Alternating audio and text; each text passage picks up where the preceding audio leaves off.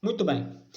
Nós não conseguimos concluir o capítulo 4 na semana passada, e agora então nós vamos aqui dar continuidade a esse capítulo 4, e terminamos no vídeo passado falando ali a respeito de um modelo de oração, né, que os discípulos estavam orando, né, do verso 24 ao verso 30, modelo em que eles oraram, colocaram o seu pedido específico nas mãos do Senhor, pediram a Deus, né, pediu a Deus força, coragem, sabedoria para resistir, né? Eles chegam a dizer ali no verso 29, né? Olha, Senhor, para as nossas ameaças, né?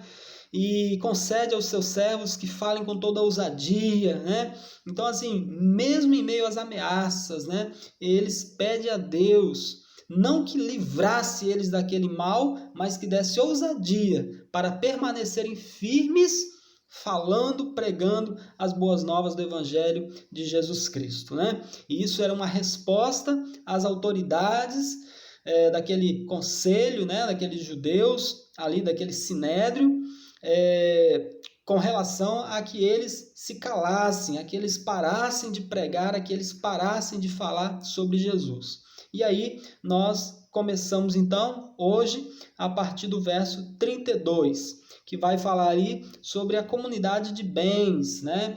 Aqui nós iniciamos aqui, começa aqui nesse versículo o princípio da mutualidade, né? Ali ninguém dizia que aquilo que ele possuía era dele próprio, mas era mútuo, né? Era de todos aqueles que necessitavam. Eles vendiam as casas, vendiam as propriedades, traziam tudo e depositavam ali aos pés dos discípulos para que eles administrassem o dinheiro e desse, né, ali mediante a necessidade de cada um. Então, era ali a mutualidade da igreja primitiva, trabalhando uns pelos outros, né? Ajudando uns aos outros ali. Esse foi o pedestal, esse foi o princípio ali da igreja, né? O início da igreja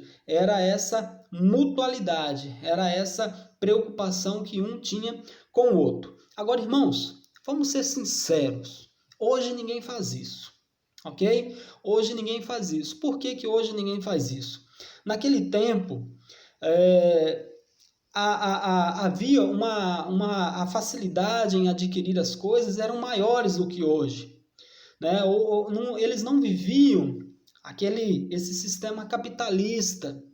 Era mais fácil naquele tempo eles adquirirem, porque eles trocavam moedas, às vezes eles trabalhavam em troca de uma casa, eles davam um boi em troca de um pedaço de terra, criavam um porco, ia lá e trocava. Então era mais fácil a pessoa adquirir as coisas, né? Hoje as coisas não são assim. Hoje Deus, o que ele faz? Ele dá capacidade a todas as pessoas para se formarem, para adquirirem uma profissão, né? Para adquirirem um emprego, se profissionalizarem em uma área específica, em uma área determinada. Deus dá essa condição a todas as pessoas, independentemente de raça, né, de posição social. Eu lembro muito bem da história de uma mãe que catava papelão e pagava a faculdade da filha. Então Deus faz isso. Deus faz isso com as pessoas. Dá capacidade, dá condições. É difícil? Tudo é difícil nessa vida. Os discípulos, a vida para eles não foi fácil, né? Eles tinham essa facilidade de adquirir as coisas, eles vendiam, né? Para não haver pobreza entre eles, entre a igreja. Mas olha a perseguição que eles sofreram. Então, assim, nada vem fácil, nada é fácil para ninguém. Nada é fácil para ninguém. Então, hoje, a gente vive, a gente conquista, né? Cada um tem sua oportunidade dada por Deus e cada um vai administrar conforme aquilo que Deus vai conferindo.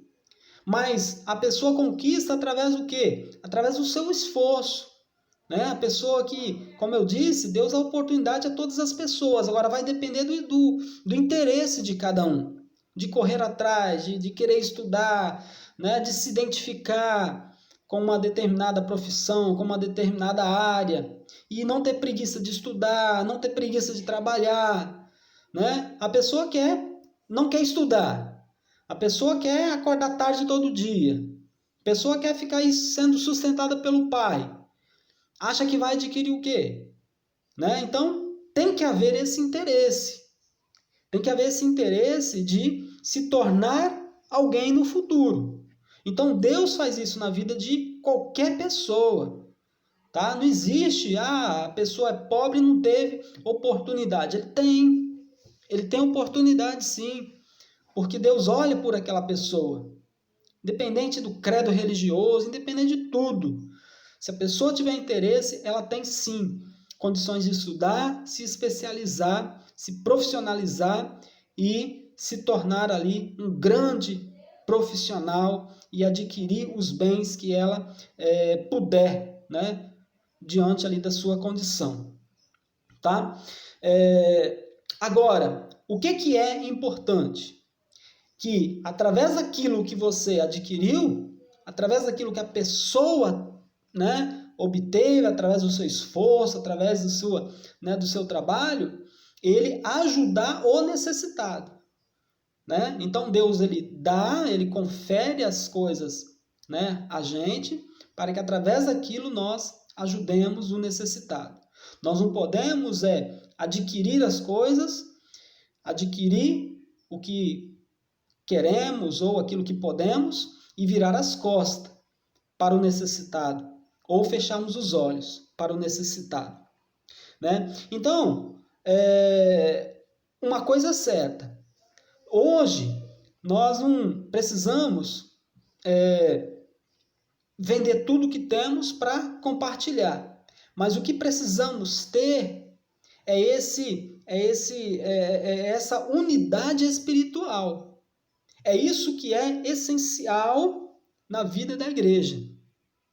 Ela propõe o quê? Essa unidade espiritual, essa mutualidade espiritual. Ela propõe amor, ela propõe perdão, né? Ela propõe lealdade, ela propõe piedade, né? Você ser uma pessoa piedosa, uma pessoa misericordiosa, uma pessoa que não vai ser indiferente com a necessidade alheia, ok? É isso que está demonstrando para nós do verso 32 até o verso 37, quando termina aqui o capítulo 4. Tá? Então, a unidade espiritual ela é essencial para a sobrevivência da igreja. A igreja sem essa unidade espiritual ela não pode sobreviver. Por quê? Porque ela não vai refletir o amor de Cristo. Ela não vai refletir aquilo que Cristo é e fez em nossa vida. E aí as pessoas de fora, elas só vão ver, né, a diferença, só vão enxergar Cristo através daquilo que nós somos, praticamos e fazemos e exteriorizamos. Tá? Então, por isso que essa unidade espiritual ela é fundamental. Tá bom? Então, é isso que está vigente para nós hoje. É essa unidade espiritual, é se importar uns com os outros. Eu não posso ter, né, o que aqueles irmãos faziam eles não suportavam ver uma pessoa necessitada enquanto que outro tinha em abundância. Né? Então, é isso que está vigente para nós. Nós não podemos ter e fecharmos os olhos para aquele que não tem, aquele que está passando necessidade. Então, nós vamos ajudar. Não necessariamente vendendo a sua casa, a sua propriedade, o seu lote, aquilo que você adquiriu com tanto esforço, com o suor do seu trabalho, trabalhando honestamente, né? Sei lá, talvez até de noite, de dia, fora de casa, longe da família. Aquilo que você adquiriu, você não precisa necessariamente vender para repartir, mas você vai ajudar o necessitado através daquilo que você tem, através daquilo que você adquiriu, através daquilo que Deus conferiu a você. Tá bom? Então é esse o princípio da mutualidade. É essa explicação que nós temos aqui para esse texto, né? De quando vai aparecer aqui José, né? Aquele que depois foi apelidado por Barnabé, tá? Que traduzido é filho da consolação, natural de Chipre. Tem até uma música, né? Que conta a história desse homem. E não só dele, mas aqui vai contar a exemplo de toda a igreja primitiva, né? Que uns que vendiam seus bens e repartiam. Esse interesse de ajudar, esse interesse, essa preocupação uns pelos outros. Então é isso que move a igreja, esse sentimento, essa piedade de uns pelos outros no sentido de ajudarmos. Então que Deus nos abençoe, que Deus continue cultivando dentro de nós o desejo, o interesse de ajudar os irmãos, ajudar uns aos outros, né? Ajudar aquele que está lá fora também necessitado, e assim estaremos praticando aqui esse princípio da mutualidade. Amém? Deus abençoe e até o nosso próximo estudo. Concluímos hoje o capítulo 4. No próximo iniciaremos então o capítulo 5 do nosso estudo.